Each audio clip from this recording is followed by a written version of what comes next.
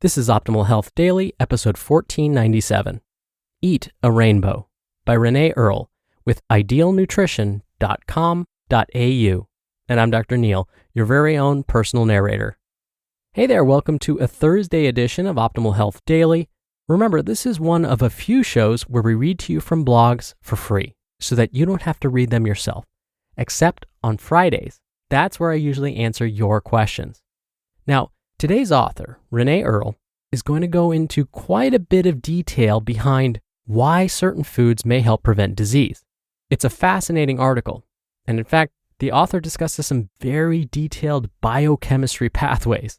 So as I read this article to you, if it starts getting a bit too rich with words like polyphenols, glucosinolates, and apolipophenols, stick with me. It will all make sense in the end, I promise. All right, and with that, let's get right to today's post as we optimize your life. Eat a Rainbow by Renae Earle with idealnutrition.com.au. If you live in Australia, you will know all about the Go for 2 and 5 campaign. That is, unless you've been living under a rock for the past couple of years.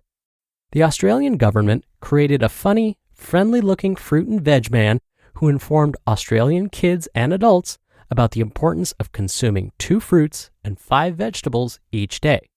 The government pushed this campaign hard with flyers, television advertisements, and even educational programs in schools. The campaign was an effort to promote healthful behaviors in our increasingly unhealthy population. However, is 2 and 5 enough? While it's a good place to start, good health may not be so simple. Nutrition Australia has pushed for a movement away from 2 and 5 and toward Eat the Rainbow. Nutrition Australia's Eat the Rainbow campaign refers to the importance of consuming not only healthy amounts of fruit and veg, 2 and 5, but stresses the need to eat a wide variety of colorful fruits and vegetables.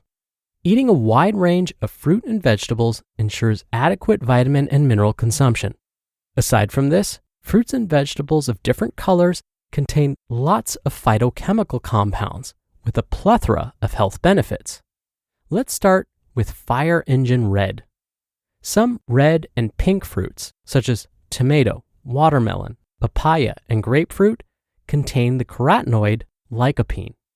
Lycopene has antioxidant functions and is thought to be an active component in fighting against some cancers, particularly prostate cancer.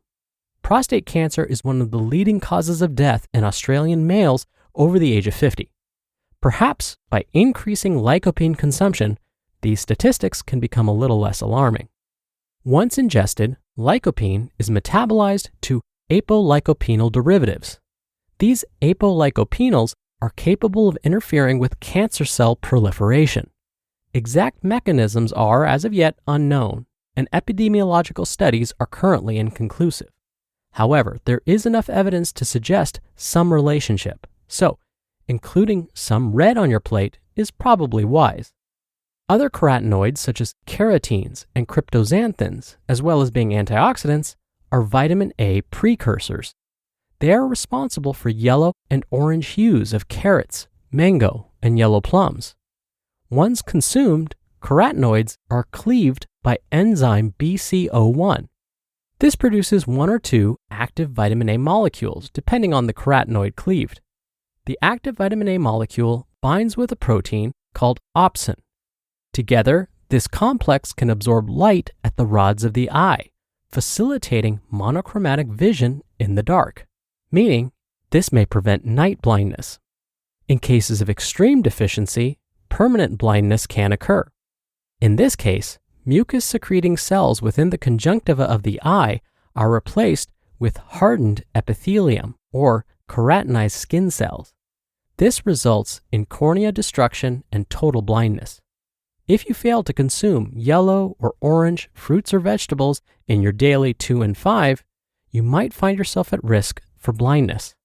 That being said, you can also get active vitamin A from non-vegetable sources, such as liver. The final 2 carotenoids that have significant health benefits are lutein, which is yellow, and zeaxanthin, which is orange. They absorb potentially oxidative blue light. When insufficient lutein and zeaxanthin are present, blue light has damaging effects on the macula of the eye, promoting its degeneration and eventual blindness. If you enjoy your eyesight and want to avoid macular degeneration, which I'm sure you do, make sure to stock up on orange and yellow vegetables. Polyphenols are another group of healthful phytochemicals, of which flavonoids are the most abundant group. The most obvious flavonoid is anthocyanin, which is a red, blue, and sometimes purple color. Think purple carrots, plums, and sweet potatoes. Yes, you can get purple sweet potatoes. Polyphenols have been linked to a range of health benefits, including cardiovascular health, obesity reduction, anti-carcinogenic properties, decreased oxidative stress, and decreased inflammation. Flavonoids pass through the stomach and continue to the small intestine, where only a small amount is absorbed. The remainder moves to the large intestine, where the real action takes place. Here, flavonoids are metabolized by bacteria within the gut to form phenolic acids, which have vasodilation effects within the blood vessels. This vasodilation, which is another way of saying relaxation of artery muscular walls, lowers blood pressure. Hence, flavonoids are particularly important for mildly hypertensive individuals. Now, those who are very hypertensive will require something stronger than just a little purple food. Glucosinolates, although not pigmented, are found in green vegetables such as broccoli, cabbage, and kale, as well as red radish and white cauliflower. Epidemiological studies show a relationship between risk of developing heart disease and some forms of cancer and diets rich in these vegetables. Glucosinolates are metabolized in the body to produce isothiocyanates, which increase the antioxidant response to cancer cells, helping destroy them. Furthermore, some are even capable of inhibiting the bad enzymes that activate cancer-promoting mutagens. However, not all glucosinolates are here to help.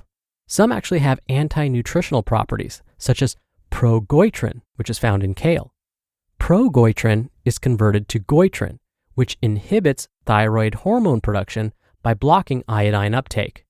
In extreme cases, this results in a large, protruding, swollen thyroid gland on the neck. This is also known as a goiter. However, you have to eat a lot of kale to elicit these effects, so your daily green smoothie is still good to go. While 2 and 5 is a great campaign that has been successful in increasing health, it does have a loophole. By following eating a rainbow as well as 2 and 5, health can be maximized. Since research into these amazing little compounds is only in early stages and many exact mechanisms are still unknown, there are currently no prescribed nutrient reference values. However, trying to eat a rainbow is a good place to start.